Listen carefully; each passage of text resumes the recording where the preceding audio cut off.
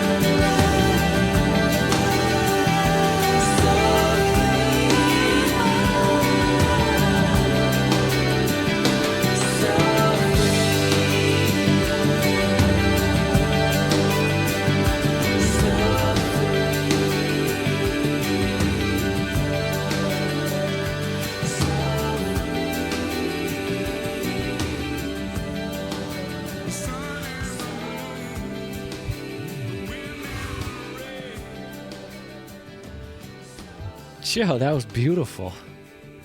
It's so meaningful. It's like, especially then, even more pertinent of a message and everything. And a little bit more that I'm realizing about Tears for Fears as a band. It seems like everyone's coming together to play for the song, for the sake of the song. You know, it's like everyone's serving the song.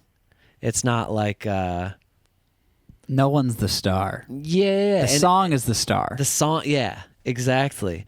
But everyone's really, really good, but clearly keeping their egos in check enough to let the song shine through as its own piece, you know?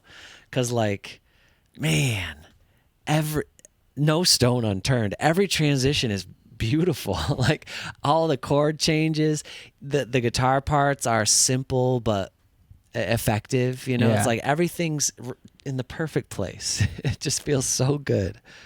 So well orchestrated, so well written. Well, and that's it. You know, it's not even something that needs to be described in a way of like, if you don't know the technical terms of what they're doing to make it sound so good, the best way is just, it always ends up exactly where it needs to be. Yeah, that's the feeling that you have when things just, it's like putting the last piece into a puzzle. Like, oh, that's exactly how the puzzle's supposed to look. Yeah, you're not sitting there kind of questioning it. Yeah. Because I think that's what, like, someone who knows nothing about playing an instrument or writing a song or anything about music, but loves listening to music, you never want to question why something's really, be like, what is this? Yeah. Why is this happening?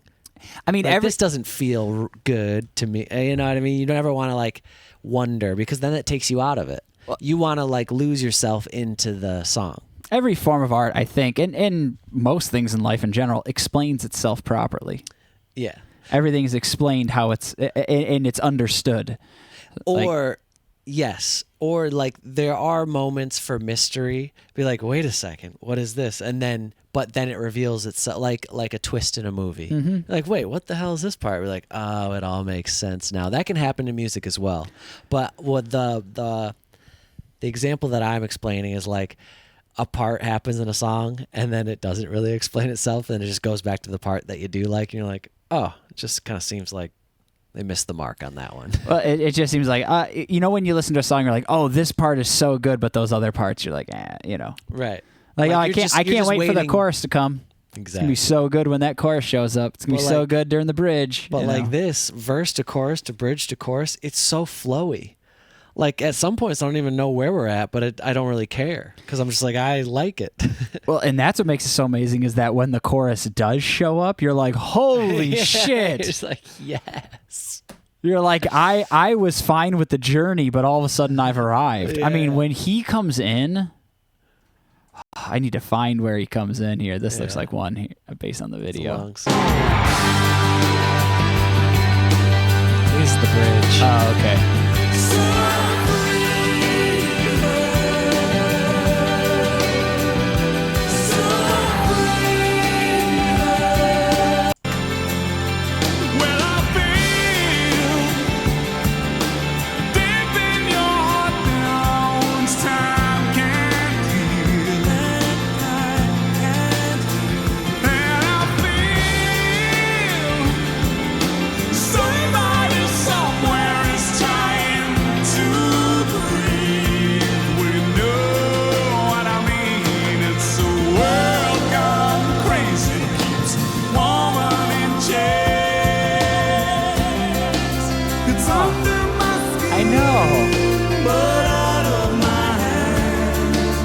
That's what I'm talking about. That felt so good. That's the transition into the bridge chord structure, and it's just so immaculate. It's And just like, yes.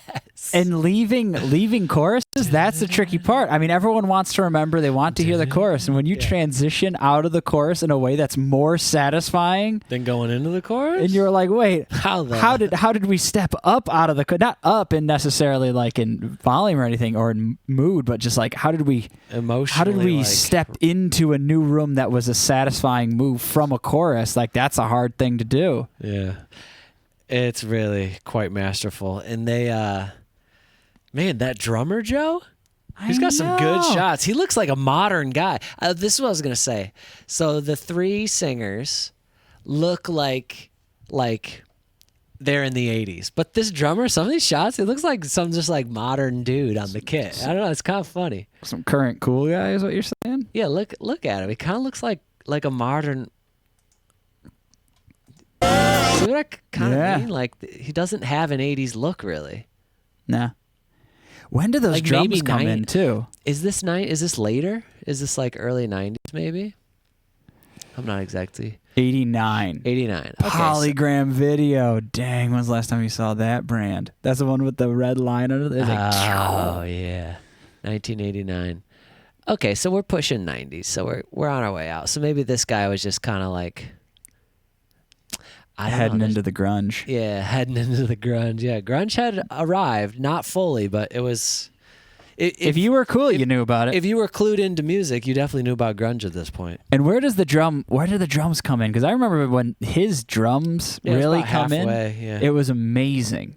I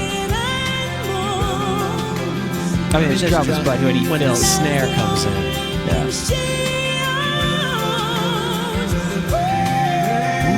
Amazing. The vocal layers.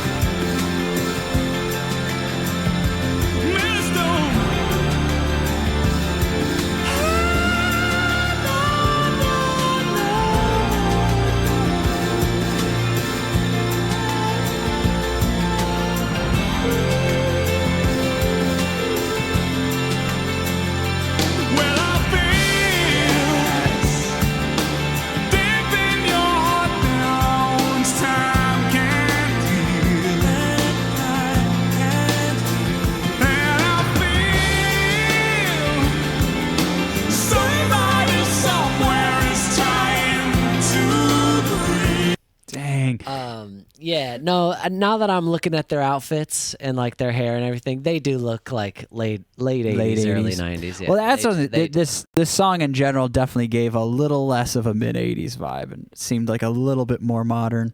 Yo, is this not Zendaya? Maybe. That's what I was thinking. Just this shot, obviously she doesn't look just like her, but there's like something very Zendaya here. You know what I'm saying? Anyone who's watched Euphoria, you've seen this shot of Zendaya before. Just like lost and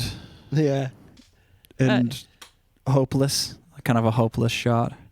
But she's doing a great job with these hopeless shots too. Just like the blank staring out, just being like, "What?" This is a very good video. It is. And then the seemingly very very emotionally up and down male character. Turbulent. Hostile. Volatile. Volatile is the word. And then she's obviously seemingly like just trying to survive along while he's like breaking down all the time. Man, it's so intense. Well, I think we went the distance on this one. Thank you to Sara Nissen, and we'll see y'all on the next one. Bye-bye.